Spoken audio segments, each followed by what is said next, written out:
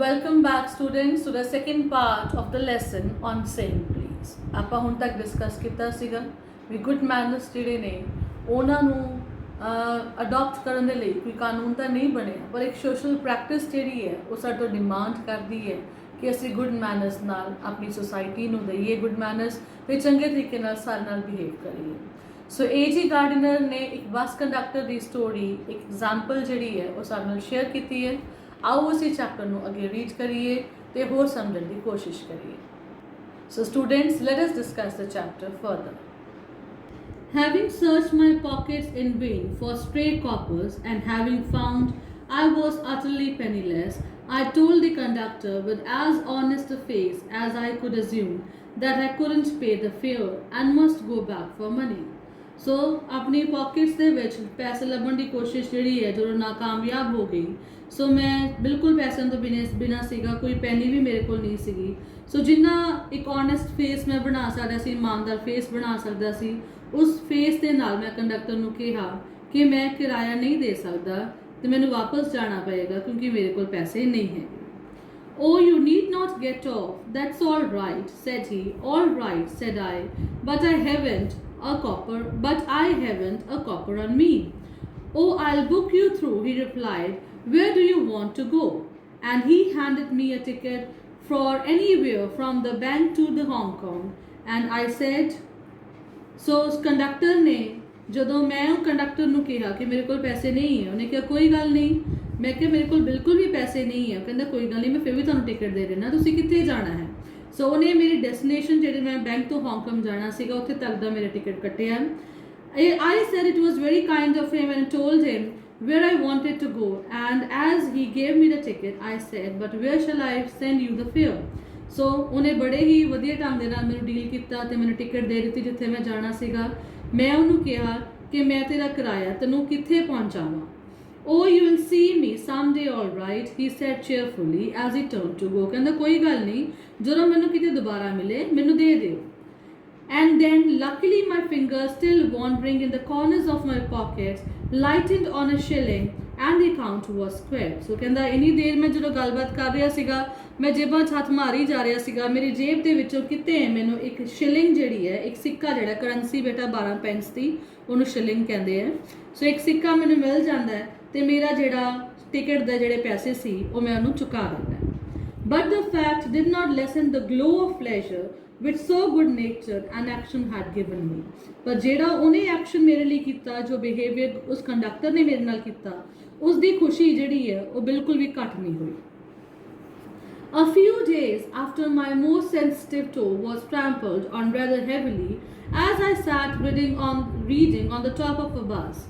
I looked up with some anger and more agony and saw my friend of the cheerful continent. So ਕਹਿੰਦਾ ਇਸ ਤੋਂ ਬਾਅਦ ਇੱਕ ਦਿਨ ਕੀ ਹੋਇਆ, ਮੈਂ ਇੱਦਾਂ ਹੀ ਬੱਸ ਵਿੱਚ ਜਾ ਰਿਹਾ ਸੀਗਾ, ਬੱਸ ਦੇ ਉੱਪਰ ਬੈਠਾ ਸੀਗਾ, ਮੈਂ ਕੁਝ ਪੜ੍ਹ ਰਿਹਾ ਸੀਗਾ, ਮੇਰੇ ਪੈਰ ਦੇ ਅੰਗੂਠੇ ਉੱਤੇ ਕਿਸੇ ਨੇ ਆਪਣਾ ਪੈਰ ਰੱਖ ਦਿੱਤਾ ਤੇ ਮੈਂ ਬੜੇ ਗੁੱਸੇ ਨਾਲ ਉਸ ਵਿਅਕਤੀ ਵੱਲ ਦੇਖਿਆ ਤੇ ਮੈਂ ਦੇਖਦਾ ਹਾਂ ਕਿ ਬੜੇ ਹੀ ਹਸਮੁਖ ਚਿਹਰੇ ਨਾਲ ਕੌਣ ਖੜਾ ਸੀ, ਉਹੀ ਮੇਰਾ friend bus conductor. Sorry sir, he said, I know these are heavy boots, got them because my own feet got fraud on so much and now I'm treading on other people. So ਕਹਿੰਦਾ sorry, ਮੇਰੇ ਕੋਲ ਗਲਤੀ ਹੋ ਗਈ, ਮੇਰੇ boot ਬਹੁਤ ਭਾਰੇ ਨੇ, ਇਹ ਬੂਟ ਮੈਂ ਤਾਂ ਖਰੀਦੇ ਨੇ ਕਿਉਂਕਿ ਲੋਕੀ ਮੇਰਾ ਪੈਰ ਮਿੱਧ ਦਿੰਦੇ ਆ ਤੇ ਹੁਣ ਮੈਂ ਲੋਕਾਂ ਦਾ ਮਿੱਧਦਾ ਫਿਰਦਾ। Hope I didn't hurt you, ਉਮੀਦ ਹੈ ਮੈਂ ਤੁਹਾਨੂੰ ਜਿਹੜੇ ਜ਼ਿਆਦਾ ਚੋਟ ਨਹੀਂ ਪਹੁੰਚਾਈ ਹੋਗੀ। Sir, he had hurt me but he was so nice about it that I assured him he hadn't. ਉਹਨੇ ਮੈਨੂੰ ਜਿਹੜੀ ਹੈ ਠੇਸ ਪਹੁੰਚਾਈ ਤਾਂ ਸੀ, ਦਰਦ ਹੋਇਆ ਤਾਂ ਸੀਗਾ, ਪਰ ਜਿਸ ਤਰੀਕੇ ਨਾਲ ਉਹਦਾ ਬਿਹੇਵੀਅਰ ਸੀ ਮੈਂ ਉਹਨੂੰ ਕਿਹਾ ਨਹੀਂ ਨਹੀਂ ਕੁਝ ਨਹੀਂ ਹੋਇਆ, ਥੈਂਕ ਯੂ, ਕੋਈ ਗੱਲ ਨਹੀਂ। After this I began to observe him whenever I boarded his bus. ਉਸ ਤੋਂ ਬਾਅਦ ਮੈਂ ਉਹਦੇ ਬਿਹੇਵੀਅਰ ਨੂੰ ਸਟੱਡੀ ਕਰਨਾ ਸ਼ੁਰੂ ਕੀਤਾ ਜਦੋਂ ਵੀ ਮੈਂ ਉਹਦੀ ਬੱਸ ਵਿੱਚ ਬੈਠਦਾ, and found a curious pleasure in the constant good nature of his bearing. ਤੇ ਹਮੇਸ਼ਾ ਹੀ ਮੈਨੂੰ ਇੱਕ ਸਕੂਨ, ਇੱਕ ਸ਼ਾਂਤੀ, ਇੱਕ ਪਲੇਜ਼ਰ, ਖੁਸ਼ੀ ਮਿਲਦੀ ਜਦੋਂ ਵੀ ਮੈਂ ਉਹਦੇ ਨਾਲ ਸਫ਼ਰ ਕਰਦਾ। He seemed to have an inexhaustible fund of patience and a gift for making his passengers comfortable. ਉਹਦੇ ਵਿੱਚ ਬਹੁਤ ਹੀ ਜ਼ਿਆਦਾ ਪੇਸ਼ੈਂਸ ਸੀਗੀ ਜਿਹੜੀ ਕਦੀ ਖਤਮ ਨਹੀਂ ਸੀ ਹੋ ਸਕਦੀ। ਆਪਣੇ ਪੈਸੇਂਜਰਸ ਨੂੰ ਹਮੇਸ਼ਾ ਕੰਫਰਟੇਬਲ ਰੱਖਣ ਦੀ ਕੋਸ਼ਿਸ਼ ਕਰਦਾ ਸੀਗਾ। I noticed that if it was raining, he would run up the stairs to give someone the tip that there was room inside. ਸੋ ਜਦੋਂ ਕਈ ਵਾਰੀ ਮੀਂਹ ਪੈਂਦਾ ਸੀ ਬੱਸ ਦੇ ਉੱਪਰਲੀ ਜਦੋਂ ਮੰਜ਼ਿਲ ਤੇ ਜਿਹੜੇ ਵਿਅਕਤੀ ਬੈਠੇ ਸੀਗੇ ਉਹਨਾਂ ਨੂੰ ਜਾ ਕੇ ਜ਼ਰੂਰ ਕਹਿੰਦਾ ਸੀਗਾ ਜੇ ਨੀਚੇ ਜਗ੍ਹਾ ਹੋਵੇ ਕਿ ਤੁਸੀਂ ਨੀਚੇ ਆ ਸਕਦੇ ਹੋ, ਨੀਚੇ ਜਗ੍ਹਾ ਹੈਗੀ ਹੈ। With old people he was as considerate as a son, ਬਜ਼ੁਰਗਾਂ ਲਈ ਉਹ ਬੇਟੇ ਦੇ ਸਮਾਨ ਸੀਗਾ। With children as solicitous as a father, ਤੇ ਬੱਚਿਆਂ ਲਈ ਪਿਤਾ ਦੇ ਸਮਾਨ। He had evidently a peculiarly warm place in his heart for young people, ਤੇ young ਲੋਕਾਂ ਲਈ ਵੀ ਉਹਦੇ ਦਿਲ ਵਿੱਚ ਬਹੁਤ ਵਧੀਆ ਜਗ੍ਹਾ ਸੀ।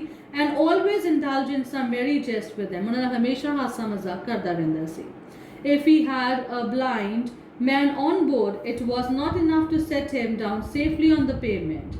ਸੋ ਜੇ ਕੋਈ ਬਲਾਈਂਡ ਵਿਅਕਤੀ ਉਹਦੀ ਬੱਸ ਵਿੱਚ ਸਫ਼ਰ ਕਰਦਾ ਸੀ ਉਹਨੂੰ ਉਹ ਨਾ ਕੇਵਲ ਚੰਗੀ ਪ੍ਰੋਪਰ ਸੀਟ ਦਿੰਦਾ ਸੀ ਬਲਕਿ ਉਹਨੂੰ ਸੇਫਲੀ ਫੁੱਟਪਾਥ ਤੱਕ ਪਹੁੰਚਾਉਂਦਾ ਸੀ, ਰੋਡ ਕ੍ਰਾਸ ਵੀ ਕਰਵਾਉਂਦਾ ਸੀ।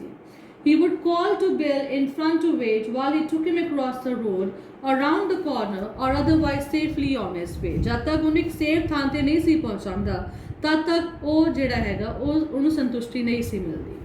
In short, I found that he irradiated such an atmosphere of good temper and kindliness that a journey with him was a lesson in natural courtesy and good manners. So ਇਦਾਂ ਦਾ ਵਾਤਾਵਰਨ ਉਹ create ਕਰਦਾ ਸੀਗਾ ਕਿ ਉਹਦੇ ਨਾਲ journey ਕਰਨਾ ਇੱਕ ਲੈਸਨ ਸੀਗਾ ਗੁੱਡ ਮੈਨਰਸ ਦੇ ਵਿੱਚ ਤੇ ਨੈਚੁਰਲ ਕੋਰਟਸੀ ਦੇ ਵਿੱਚ। ਸੋ ਕਿਹੋ ਜਿਹੇ ਮਾਹੌਲ ਦੇ ਵਿੱਚ ਤੁਸੀਂ ਰਹਿਣਾ ਹੈ, ਕਿਵੇਂ ਲੋਕਾਂ ਨਾਲ ਗੁੱਡ ਮੈਨਰਸ ਨਾਲ ਬਿਹੇਵ ਕਰਨਾ ਹੈ। What struck me particularly was the care which he got through his work. So ਇੱਕ ਜਿਹੜੀ ਚੰਗੀ ਚੀਜ਼ ਮੈਨੂੰ ਉਹਦੇ ਵੱਲ ਚੰਗੀ ਲੱਗੀ, ਜਿਹਨੇ ਮੈਨੂੰ ਸਟਰਕ ਕੀਤਾ ਉਹ ਕੀ ਸੀਗਾ ਕਿ ਕਿਵੇਂ ਉਹ ਆਪਣੇ ਕੰਮ ਨੂੰ ਕਰਦਾ ਸੀਗਾ। If bad manners are infectious, so are also good manners. ਜੇ bad manners infectious ਨੇ, ਫੈਲ ਸਕਦੇ ਨੇ, ਤਾਂ good manners ਕਿਉਂ ਨਹੀਂ ਫੈਲ ਸਕਦੇ। If we encounter incivility, most of us are apt to become uncivil. ਜਦੋਂ ਸਾਡੇ ਨਾਲ ਕੋਈ ਬੁਰਾ ਵਿਹਾਰ ਕਰਦਾ ਅਸੀਂ ਵੀ ਉਹਦੇ ਨਾਲ ਬੁਰੇ ਬਣ ਜਾਂਦੇ ਹਾਂ। But in an unusually uncouth person who can be disagreeable with sunny people. So ਜੇ ਕੋਈ ਚੰਗੇ ਬਿਹੇਵੀਅਰ ਨੂੰ ਗਲਤ ਢੰਗ ਨਾਲ ਡੀਲ ਕਰਦਾ ਹੈ, ਗਵਾਰ ਵਿਅਕਤੀ ਜਿਹੜਾ ਹੈ, ਤਾਂ ਅਸੀਂ ਉਹਦੇ ਨਾਲ ਸਹਿਮਤ ਹੋ ਜਾਂਦੇ ਹਾਂ। ਗਵਾਰ ਵਿਅਕਤੀ ਨਾਲ ਕੌਣ ਸਹਿਮਤ ਹੋ ਸਕਦਾ ਹੈ? It is with good manners as with the weather. So good manners ਨਾਲ ਵੀ ਉਵੇਂ ਹੀ ਡੀਲ ਕਰਦੇ ਜਿਵੇਂ ਵੈਦਰ ਨਾਲ ਅਸੀਂ ਮੌਸਮ ਨੂੰ ਦੇਖ ਕੇ ਆਪਣਾ ਮੂਡ ਸੈੱਟ ਕਰਦੇ ਹਾਂ। Nothing clears up my spirit like a fine day, said Keats. John Keats ਇੱਕ ਬਹੁਤ ਵਧੀਆ ਪੋਇਟ ਹੋਏ ਨੇ। ਉਹਨਾਂ ਨੇ ਕੀ ਕਿਹਾ, ਉਹਨਾਂ ਦੀ ਇੱਕ ਲਾਈਨ ਹੈ ਕਿ ਕੋਈ ਵੀ ਚੀਜ਼ ਮੇਰਾ ਦਿਨ ਵਧੀਆ ਨਹੀਂ ਬਣਾ ਸਕਦੀ। ਇੱਕ nothing clears up my spirit like a fine day, said Keats, and the cheerful person descends on even the gloomiest of us with something of the benediction of a fine day. So ਇੱਕ ਚੰਗਾ ਦਿਨ ਕਦੋਂ ਬਣਦਾ ਹੈ? ਜਦੋਂ ਮੇਰੀ ਜਿਹੜੀ ਅੰਦਰਲੀ ਆਤਮਾ ਜਿਹੜੀ ਹੈ ਉਹ ਬਿਲਕੁਲ ਖਿੜੀ ਹੁੰਦੀ ਹੈ। ਸੋ ਜੌਨ ਕੀਟਸ ਨੇ ਇਹ ਗੱਲ ਕਹੀ। ਤੇ ਇੱਕ ਚੇਅਰਫੁਲ ਪਰਸਨ ਜਿਹੜਾ ਹੈ ਡਿਸੈਂਡਸ ਮੀਨਸ ਉਤਰਦਾ ਹੈ ਜਿਵੇਂ ਚੰਗੇ ਇਨਸਾਨ, ਚੰਗੇ ਦਿਨ ਦਾ ਆਸ਼ੀਰਵਾਦ ਮਿਲਿਆ ਹੋਵੇ ਉਹਨੂੰ। So it was always fine weather on polite bus conductors bus. So ਇਹ ਜਿਹੜਾ ਬੱਸ ਕੰਡਕਟਰ ਦੇ ਬੱਸ ਵਿੱਚ ਦਾ ਜਿਹੜਾ ਵੈਦਰ ਸੀਗਾ ਉਹ ਵੀ ਹਮੇਸ਼ਾ ਵਧੀਆ ਹੀ ਰਹਿੰਦਾ ਸੀ ਕਿਉਂਕਿ ਉਹ ਆਪ ਵਧੀਆ ਰਹਿੰਦਾ ਸੀ। His own activity, his conciliatory address and good humor bearing infected his passenger. ਉਹ ਕਿਸ ਤਰੀਕੇ ਨਾਲ ਗੱਲਬਾਤ ਕਰਦਾ ਸੀਗਾ, ਕਿਸ ਤਰੀਕੇ ਨਾਲ ਬਿਹੇਵ ਕਰਦਾ ਸੀ, ਚੰਗਾ ਬਿਹੇਵੀਅਰ ਕਰਦਾ ਸੀਗਾ, ਉਹਦੇ ਨਾਲ ਦੇ ਪੈਸੇਂਜਰਸ ਵੀ ਹੱਸਮੁਖ ਰਹਿੰਦੇ ਸੀਗੇ। Enlightening their spirits, he lighted his own task. ਉਹਨਾਂ ਦੀ ਆਤਮਾਵਾਂ ਨੂੰ ਖੁਸ਼ ਕਰਨ ਵਾਸਤੇ, ਉਹਨਾਂ ਦੇ ਮਨ ਨੂੰ ਸ਼ਾਂਤੀ ਦੇਣ ਵਾਸਤੇ ਉਹ ਆਪਣੇ ਆਪ ਨੂੰ ਵੀ ਸ਼ਾਂਤੀ ਦਿੰਦਾ ਸੀਗਾ। His gaiety was not a wasteful luxury but a sound investment. ਉਹਦੀ ਖੁਸ਼ੀ ਇੱਕ ਵੇਸਟਫੁਲ ਲਗਜ਼ਰੀ ਨਹੀਂ ਸੀਗੀ ਬਲਕਿ ਇੱਕ ਇਨਵੈਸਟਮੈਂਟ ਸੀਗੀ ਜਿਹਦੇ ਨਾਲ ਉਹ ਖੁਸ਼ੀਆਂ ਵੰਡ ਰਿਹਾ ਸੀਗਾ। I have missed him from my bus route of late, but I hope that only means that he has carried his sunshine onto another route. So ਮੈਂ ਹੁਣ ਮੇਰਾ ਰੂਟ ਚੇਂਜ ਹੋ ਗਿਆ, ਮੈਂ ਉਹਦੀ ਬੱਸ ਵਿੱਚੋਂ ਨਹੀਂ ਜਾਂਦਾ, ਪਰ ਮੈਨੂੰ ਉਮੀਦ ਹੈ ਕਿ ਜਿਸ ਰੂਟ ਵਿੱਚ ਵੀ ਉਹ ਜਾ ਰਿਹਾ ਹੋਏਗਾ ਉੱਥੇ ਆਪਣੇ ਚੰਗੇ ਬਿਹੇਵੀਅਰ ਨਾਲ ਸਾਰੇ ਪਾਸੇ ਸਨਸ਼ਾਈਨ ਫੈਲਾ ਰਿਹਾ ਹੋਏਗਾ। It cannot be too widely diffused in a rather drab world. So ਇਹ ਜਿਹੜੀ ਦੁਨੀਆ ਹੈਗੀ ਹੈ ਜਿੱਥੇ ਕਿ ਅਸੀਂ ਇੱਕ ਦੂਸਰੇ ਨਾਲ ਕਨੈਕਟਡ ਹੈਗੇ ਹਾਂ ਉੱਥੇ ਜ਼ਿਆਦਾ ਦੂਰ ਨਹੀਂ ਜਾ ਸਕਦਾ। And I make no apologies for writing a panegyric on an unknown bus conductor. ਤੇ ਮੈਨੂੰ ਕੋਈ ਵੀ apology, ਕੋਈ ਵੀ ਸੌਰੀ ਮੈਂ ਫੀਲ ਨਹੀਂ ਕਰ ਰਿਹਾ ਤੇ ਜੇ ਮੈਂ ਇੱਕ ਸਪੀਚ ਜਿਹੜੀ ਹੈ ਇਸ ਬੱਸ ਕੰਡਕਟਰ ਉੱਤੇ ਲਿਖ ਰਿਹਾ ਹਾਂ। If Wordsworth could gather lessons of wisdom from a poor leaf gatherer on the lonely moor, I see no reason why lesser people should not take lessons in conduct from one who shows how a very modest calling may be dignified by good temper and kindly feeling. So कहता जी William Wordsworth ਜਿਹੜੇ poet ਹੋਏ ਨੇ, अगर William Wordsworth एक leach ਗੈਦਰਰ ਕੋਲੋਂ ਜਿਹੜੀ ਜੋਕਾਂ ਇਕੱਠੀਆਂ ਕਰਦੇ ਖੂਨ ਪੀਣ ਵਾਲੇ ਜਿਹੜੇ ਜੋਕਾਂ ਹੁੰਦੀਆਂ ਨੇ, ਉਹਦੀ ਵਿਲੀਅਮ ਵਰਡਸਵਰਥ ਦੀ ਇੱਕ ਪੋਇਮ ਹੈ ਲੀਚ ਗੈਦਰਰ। ਸੋ ਅਗਰ ਵਿਲੀਅਮ ਵਰਡਸਵਰਥ ਇੱਕ ਪੂਅਰ ਲੀਚ ਗੈਦਰਰ ਤੋਂ ਵਿਜ਼ਡਮ ਸਿਆਣਪ ਦੇ ਲੈਸਨ ਲੈ ਸਕਦਾ ਹੈ ਔਨ ਦ ਲੋਨਲੀ ਮੀਮੀਸ ਇੱਕ ਦਲਦਲੀ ਜਗ੍ਹਾ ਦੇ ਵਿੱਚ, ਮੈਨੂੰ ਕੋਈ ਕਾਰਨ ਨਹੀਂ ਦਿਖਦਾ ਕਿ ਸਾਡੇ ਵਰਗੇ ਲੋਕੀ ਇੱਕ ਚੰਗੇ ਕੰਡਕਟਰ ਤੋਂ ਲੈਸਨਸ ਅਸੀਂ ਕਿਉਂ ਨਹੀਂ ਲੈ ਸਕਦੇ, ਜਿਹਦੇ ਨਾਲ ਅਸੀਂ it shows who shows how a very modest calling may be dignified by good temper and kindly feeling। ਛੋਟੀ ਜੀ ਦਿਆਲਤਾ ਨਾਲ ਅਸੀਂ ਕਿਵੇਂ ਵਧੀਆ ਢੰਗ ਦੇ ਨਾਲ ਗੁੱਡ ਟੈਂਪਰ ਤੇ ਕਾਈਂਡਲੀ ਫੀਲਿੰਗਸ ਰੱਖ ਸਕਦੇ ਹਾਂ।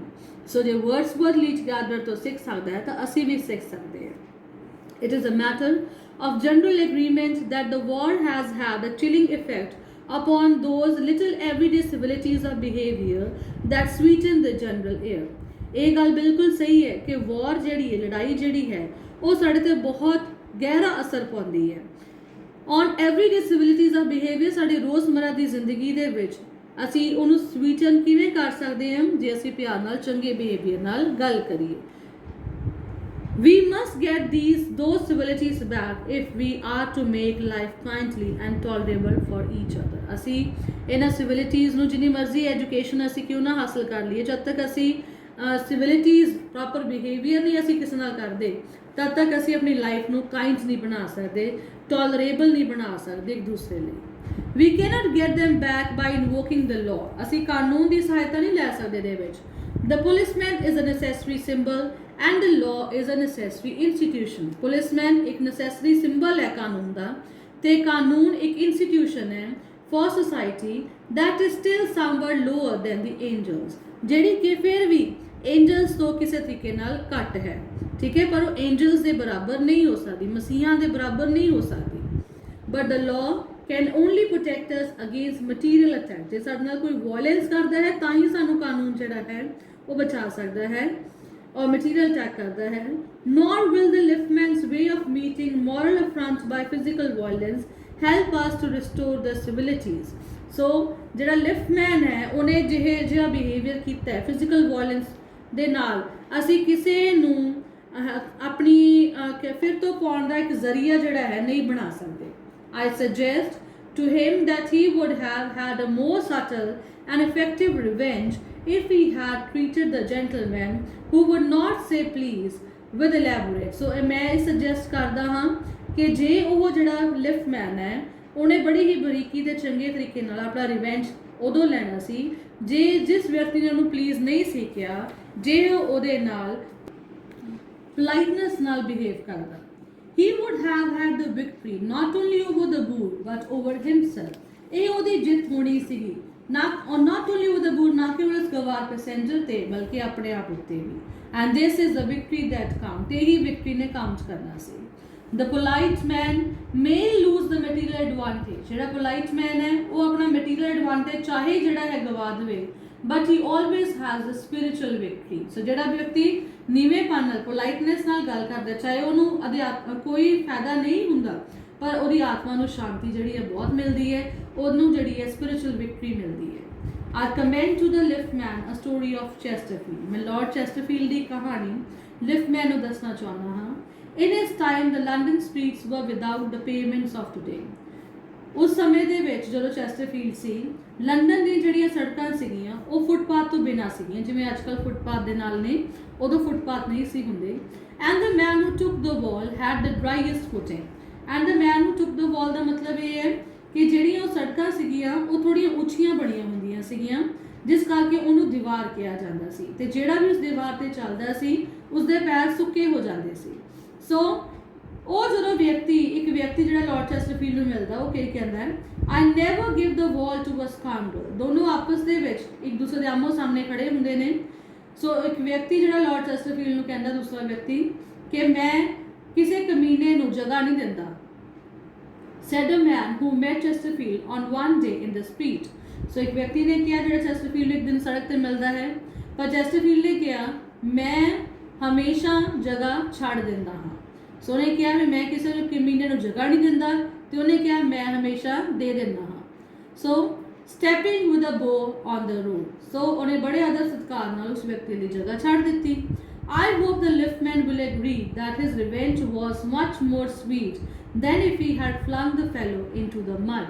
So bad behavior ਕਰਨ ਨਾਲੋਂ ਜੇ ਉਹ ਵਧੀਆ ਢੰਗ ਦੇ ਨਾਲ ਪੋਲਾਈਟਨੈਸ ਨਾਲ ਆਦਰ ਸਤਿਕਾਰ ਨਾਲ ਉਹਨੂੰ ਕਹਿ ਦਿੰਦਾ ਕਿ ਸਰ ਤੁਸੀਂ ਟੌਪ ਨਾਲ ਜੇ ਪਲੀਜ਼ ਲਗਾ ਲਓ ਤਾਂ ਮੈਨੂੰ ਜ਼ਿਆਦਾ ਖੁਸ਼ੀ ਹੋਊਗੀ, ਤਾਂ ਇਹ ਜਿਹੜੀ ਗੱਲ ਨਹੀਂ ਵਧਣੀ ਨਹੀਂ ਸੀ.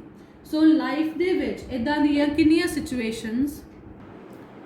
ਸਿਚੁਏਸ਼ਨਸ ਆਉਂਦੀਆਂ ਨੇ ਜਿਨ੍ਹਾਂ ਨੂੰ ਅਸੀਂ ਬੜੇ ਆਸਾਨੀ ਨਾਲ ਪੋਲਾਈਟਨੈਸ ਨਾਲ ਡੀਲ ਕਰ ਸਕਦੇ ਹਾਂ, ਪਰ ਹਿਊਮਨ ਨੇਚਰ ਹੈ, ਗੁੱਸਾ ਵੀ ਬਹੁਤ ਆਉਂਦਾ ਹੈ ਤੇ ਅਸੀਂ ਕਈ ਵਾਰੀ ਸਿਚੁਏਸ਼ਨ ਜਿਹੜੀ ਸਾਡੇ ਕੰਟਰੋਲ 'ਚ ਹੁੰਦੀ ਹੈ ਉਹਨੂੰ ਅਨਕੰਟਰੋਲੇਬਲ ਬਣਾ ਦਿੰਦੇ ਹਾਂ, ਉਹਨੂੰ ਬਿਲਕੁਲ ਕੰਟਰੋਲ ਨਹੀਂ ਕਰ ਪਾਉਂਦੇ ਤੇ ਸਿਚੁਏਸ਼ਨ ਜਿਹੜੀ ਉਹ ਸਾਰੀ ਖਰਾਬ ਹੋ ਜਾਂਦੀ ਹੈ. ਸੇਮ ਹੀ ਕੇਸ ਲਿਫਟਮੈਨ ਦੇ ਨਾਲ ਹੁੰਦਾ ਹੈ. ਜਿਸ ਸਿਚੁਏਸ਼ਨ ਉਹ ਡੀਲ ਕਰ ਸਕਦਾ ਸੀ ਉਹਨੂੰ ਨਹੀਂ ਡੀਲ ਕਰ ਪਾਇਆ ਤੇ ਉਹਨੇ ਉਸ ਪੈਸੇਂਜਰ ਨੂੰ ਬਾਹਰ ਕੱਢ ਦਿੱਤਾ. ਉਹ ਪੈਸੇਂਜਰ ਪਹਿਲਾਂ ਹੀ ਘਰੋਂ ਦੁਖੀ ਹੋ ਕੇ ਆਇਆ ਸੀਗਾ, ਕਿਉਂਕਿ ਉਹਦੇ ਪਹਿਲਾਂ ਦੁਖੀ ਇਸ ਲਈ ਸੀ ਕਿਉਂਕਿ ਉਹਦੇ ਬੌਸ ਨੇ ਉਹਨੂੰ ਗੁੱਡ ਮਾਰਨਿੰਗ ਦਾ ਜਵਾਬ ਨਹੀਂ ਸੀ ਦਿੱਤਾ, ਤੇ ਉਹਦਾ ਬੌਸ ਤਾਂ ਦੁਖੀ ਸੀ ਕਿਉਂਕਿ ਉਹਦੀ ਵਾਈਫ ਨੇ ਉਹਨੂੰ ਬੁਰਾ ਬੋਲਿਆ ਸੀ, ਤੇ ਉਹਦੀ ਵਾਈਫ ਤਾਂ ਦੁਖੀ ਸੀ ਕਿਉਂਕਿ ਉਹਨੂੰ ਕੁੱਕ ਨੇ ਬੋਲਿਆ ਸੀ, ਤੇ ਕੁੱਕ ਤਾਂ ਦੁਖੀ ਸੀ ਕਿਉਂਕਿ ਉਹਨੂੰ ਮੇਡ ਨੇ ਬੋਲਿਆ ਸੀ. ਸੋ ਇਹ ਇੱਕ ਸਰਕਲ ਜਿਹੜਾ ਹੈ ਉਹ ਫਾਰਮ ਹੋ ਜਾਂਦਾ ਹੈ. ਸੋ ਬੇਟਾ ਆਪ ਕਹਿੰਦੇ ਆ ਵੀ ਜੇ ਕੋਈ ਚੰਗਾ ਕੰਮ ਕਰੋ, ਤੁਸੀਂ ਅਗਰ ਕਿਸੇ ਨੂੰ ਚੰਗਾ ਕਰਦੇ ਹੋ ਤੁਹਾਨੂੰ ਚੰਗਾ ਹੀ ਵਾਪਸ ਮਿਲਦਾ ਹੈ. ਸੋ ਜੇ ਅਸੀਂ ਗੁੱਡ ਮੈਨਰਸ ਦੇ ਨਾਲ please, thank you, sorry, forgiveness ਇੱਦਾਂ ਦੇ ਸ਼ਬਦਾਂ ਦੇ ਨਾਲ, ਇੱਦਾਂ ਦੇ ਬਿਹੇਵੀਅਰ ਦੇ ਨਾਲ ਸੁਸਾਇਟੀ ਦੇ ਵਿੱਚ ਅਸੀਂ ਡੀਲ ਕਰਾਂਗੇ, ਇੱਕ ਦੂਸਰੇ ਨਾਲ ਮਿਲਾਂਗੇ, ਵਰਤਾਂਗੇ, ਤਾਂ ਅਸੀਂ ਸੁਸਾਇਟੀ ਨੂੰ ਨਾ ਕੇਵਲ ਵਧੀਆ ਬਣਾਵਾਂਗੇ ਬਲਕਿ ਆਪਣੀ ਆਤਮਾ ਨੂੰ ਅੰਦਰੋਂ ਸ਼ਾਂਤੀ ਦੇਵਾਂਗੇ. ਸਾਡਾ ਅੰਦਰਲਾ ਜਿਹੜਾ ਸਿਸਟਮ ਹੈ ਉਹ ਖਰਾਬ ਨਹੀਂ ਹੋਏਗਾ, ਸਾਨੂੰ ਸਟ੍ਰੈਸ ਨਹੀਂ ਹੋਊਗੀ, ਅਸੀਂ ਮੈਂਟਲੀ ਡਿਸਟਰਬ ਨਹੀਂ ਹੋਵਾਂਗੇ.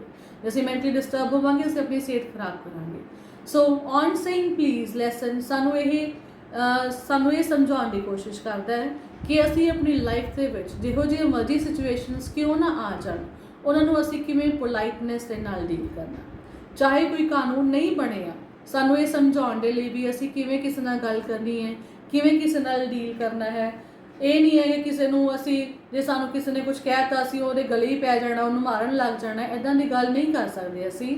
ਪਰ ਇੱਕ ਸੋਸ਼ਲ ਬਿਹੇਵੀਅਰ ਹੈ ਜਿਹੜਾ ਸਾਨੂੰ ਸਿਖਾਉਂਦਾ ਹੈ ਕਿ ਅਸੀਂ ਸਮਾਜ ਵਿੱਚ ਕਿਵੇਂ ਰਹਿਣਾ ਹੈ.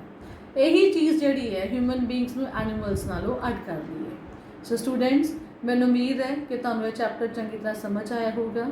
ਜਿੰਨੇ ਵੀ ਬੱਚਿਆਂ ਨੇ ਇਸ ਵੀਡੀਓ ਨੂੰ ਦੇਖਿਆ, ਜਿਨ੍ਹਾਂ ਨੇ ਸੁਣਿਆ, ਉਹ ਪਲੀਜ਼ ਮੇਰੇ ਚੈਨਲ ਨੂੰ ਲਾਈਕ, ਸ਼ੇਅਰ ਤੇ ਸਬਸਕ੍ਰਾਈਬ ਕਰਨਾ ਬਿਲਕੁਲ ਨਾ ਭੁੱਲਿਓ.